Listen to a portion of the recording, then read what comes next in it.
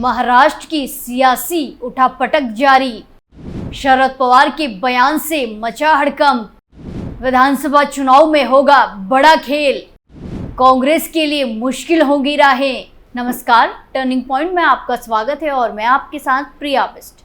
लोकसभा चुनाव 2024 के बाद अब कई राज्यों में विधानसभा चुनाव होने वाले हैं, जिसको लेकर सभी पार्टियां अपने अपने तरीके से साठ गांठ में लगी हुई हैं। ऐसे में महाराष्ट्र की राजनीति में एक नया मोड़ आ गया है, क्योंकि लगातार महाराष्ट्र को लेकर जो सरगर्मियां चल रही थी वो अब धीरे धीरे बदलती हुई नजर आ रही है। और महाराष्ट्र के विधानसभा चुनाव से पहले ही कुछ बड़ा खेल राजनीति के चाणक्य कहे जाने वाले शरद पवार कर सकते हैं, क्योंकि शरद पवार के एक बयान के बाद ये अंदाजा लगाया जा रहा है कि वो इस बार विधानसभा चुनाव में कांग्रेस और उद्धव ठाकरे को इतनी आसानी से ज्यादा सीटें नहीं देने वाले हैं। तो क्या कुछ है पूरा मामला, सब कुछ आपको पॉइंट टू पॉइंट बताते हैं। महाराष्ट्र में विधानसभा चुनाव को लेकर सरगर्मियां तेज हो गई हैं। पार्टियों ने अपने अपने तरीके से तैयारियां भी शुरू कर दी हैं, लेकिन ऐसे में शरद पवार के हवाले से एक बयान आया जिसने सभी विपक्षी पार्टियों की टेंशन बढ़ा दी है। दरअसल महाराष्ट्र में इस साल होने वाले विधानसभा चुनाव से पहले शरद पवार ने एमवीए में सीट शेयरिंग को लेकर अपना रुख स्पष्ट कर दिया कि उनकी पार्टी इस बार समझौता नहीं करेगी। राष्ट्रवादी कांग्रेस पार्टी एसपी के एक नेता ने अपने सुप्रीमो शरद पवार के हवाले से कहा है कि राकांपा एसपी लोकसभा चुनाव के दौरान अपने महाविकास आघाड़ी एमवीए सहयोगियों की तुलना में कम सीटों पर चुनाव लड़ने पर सहमत हुई, लेकिन विधानसभा चुनाव में स्थिति अलग होगी। शरद पवार ने 21 जून को पुणे में 2 बैठकें की। पहली बैठक पुणे शहर और जिले के पार्टी पदाधिकारियों के साथ और दूसरी अपने विधायकों और नवनिर्वाचित सांसदों के साथ। न्यूज एजेंसी पीटीआई के मुताबिक पहली बैठक में शामिल पुणे शहर एनसीपी शरद पवार प्रमुख प्रशांत जगताप ने कहा कि शरद पवार ने बैठक के दौरान हमें बताया कि पार्टी ने लोकसभा चुनाव में कम सीटों पर इसीलिए चुनाव लड़ा ताकि ये सुनिश्चित किया जा सके कि शिवसेना यूबीटी और कांग्रेस के साथ गठबंधन बरकरार रहे। जगताप ने कहा कि उन्होंने शरद पवार संकेत दिया कि विधानसभा चुनाव में तस्वीर अलग होगी। राकांपा एसपी प्रमुख ने पुणे, बारामती, मावल और शिरूर लोकसभा के अंतर्गत आने वाले विधानसभा क्षेत्रों की स्थिति की भी समीक्षा की। दूसरी बैठक में शामिल हुए एक नेता ने कहा कि शरद पवार ने सांसदों और विधायकों से विधानसभा चुनाव के लिए तैयार रहने का आह्वान किया। इस बीच एनसीपी एसपी के महाराष्ट्र प्रमुख जयंत पाटिल ने मीडिया कर्मियों से कहा कि पार्टी ने अब तक ये तय नहीं किया है कि वो एमवीए में सीट शेयरिंग के तहत कितनी सीटें मिलेगी। क्या एनसीपी एसपी बारामती विधानसभा सीट पर आगामी चुनाव में उम्मीदवार उतारेगी? इस सवाल पर जयंत पाटिल ने कहा कि इस बारे में हमारे नेता शरद पवार निर्णय लेंगे। बता दें कि बारामती विधानसभा सीट का प्रतिनिधित्व वर्तमान में महाराष्ट्र के उप मुख्यमंत्री अजित पवार कर रहे हैं। राकांपा एसपी के एक अन्य वरिष्ठ नेता अनिल देशमुख ने एक सवाल के जवाब में कहा कि एमवीए में कोई बड़ा भाई और छोटा भाई नहीं है, सभी समान है। देशमुख ने दावा किया कि लोकसभा नतीजों के बाद अजित पवार के नेतृत्व वाले गुट के साथ मौजूदा विधायकों में काफी घबराहट थी और उनमें से कुछ ने जयंत पाटिल और अन्य राकांपा एसपी नेताओं को फोन किया था। उन्होंने कहा कि देखते हैं कि उनके साथ क्या किया जाना चाहिए है। वहीं आपको बता दें कि शरद पवार के नेतृत्व वाली राकांपा एसपी ने हाल में हुए लोकसभा चुनाव में 10 में से 8 सीटों पर जीत हासिल की थी। वहीं अजित पवार के नेतृत्व वाली एनसीपी ने 4 सीटों पर चुनाव लड़ा, उनमें से केवल 1 पर जीत हासिल की। इसके अलावा अगर बात करें महाराष्ट्र विधानसभा चुनाव 2019 की, तो इसमें कुल 288 सीटों पर चुनाव हुआ था और बहुमत का आंकड़ा 144 था, जिसमें भाजपा को 122, शिवसेना को 63, कांग्रेस को 42 और अन्य को 61 सीटें मिली थी। वहीं दूसरी तरफ महाराष्ट्र विधानसभा चुनाव की तैयारियां जोरों पर है। ऐसे में राष्ट्रवादी कांग्रेस पार्टी शरद पवार गुट अपनी रणनीति बनाने में जुटा हुआ है। शरद पवार का कहना है कि वो करीब 100 विधानसभा सीटों पर अपने उम्मीदवार उतारेंगे। उनके इस बयान से शिवसेना यूबीटी सहमत नहीं है।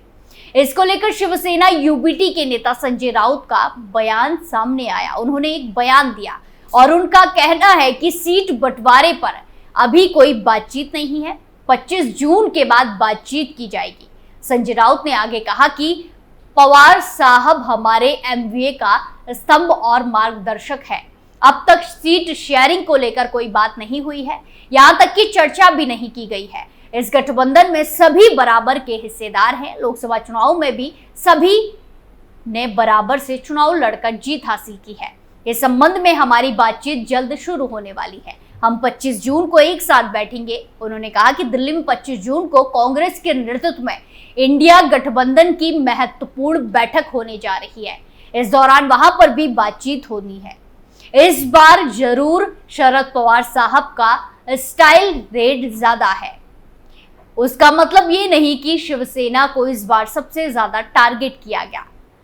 मुंबई वाली सीट पर डाका डाला गया है, किसी को सीटें कम नहीं मिलेगी। हम सब मॉनसून सत्र के बाद बैठेंगे और फैसला लेंगे। बीते दिन शरद पवार ने पार्टी के नेताओं के साथ कई बैठकें की। इस बैठक में शामिल हुए पुणे शहर के एनसीपी सपा प्रमुख प्रशांत जगताप ने बताया कि पवार ने कहा कि शरद पवार ने संकेत दिया कि विधानसभा चुनाव में तस्वीर अलग होने वाली है और पार्टी अधिक आक्रामक दृष्टिकोण अपनाएगी। लोकसभा चुनाव में पार्टी शिवसेना यूबीटी और कांग्रेस की तुलना में कम सीटों पर चुनाव लड़ने पर तैयार हो गई थी, लेकिन महाराष्ट्र विधानसभा चुनाव में ऐसा नहीं होने वाला है। महाराष्ट्र में NCP, SP, Congress, Shivsena UBT ने मिलकर चुनाव लड़ा था।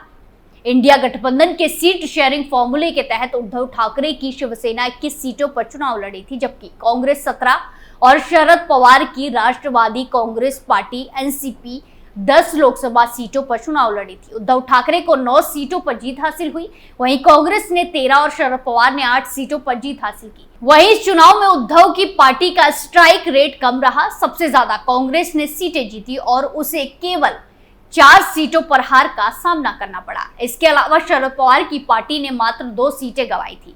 इसके अलावा महाराष्ट्र में लोकसभा चुनाव में जीत के बाद महाविकास आघाड़ी के नेता उत्साहित है। कांग्रेस, शिवसेना, उद्धव ठाकरे, एनसीपी, शरद चंद्र पवार ने मिलकर विधानसभा चुनाव लड़ने का ऐलान किया है। दूसरी ओर एनडीए गठबंधन महायुति में अजित पवार गुट, शिंदे गुट और बीजेपी में सीएम पद को लेकर घमासान मचा हुआ है। सीटों के बंटवारे को लेकर भी महायुति की पार्टियां अपनी अपनी अलग मांग रख रही हैं। दूसरी तरफ एनसीपी शरद चंद्र पवार के प्रमुख शरद पवार ने गुरुवार को शिवसेना के नेता उद्धव ठाकरे और कांग्रेस के नेताओं के साथ बैठक की। उन्होंने कहा कि हमने तय किया है कि हम चुनाव साथ में लड़ेंगे। दूसरी तरफ देश के प्रधानमंत्री नरेंद्र मोदी थे। शरद पवार ने कहा कि उन्होंने महाराष्ट्र के 18 दौरे किए। जिन 18 जगहों पर गए उनमें से 10 पर उनका उम्मीदवार हार गया। शुक्रवार को दिल्ली जाने पर उन्हें बताऊंगा कि आप जहां जहां गए वहां आपके उम्मीदवार हारे हैं। महाराष्ट्र विधानसभा के चुनाव के लिए आप ज्यादा जगह पहुंचे हैं। क्या होता है वो हमें देखना है। प्रधानमंत्री कई जगह गए, मेरी गारंटी कहने लगे, गारंटी कुछ चली नहीं। 48 सीटों में से हम 30 सीट जीत गए।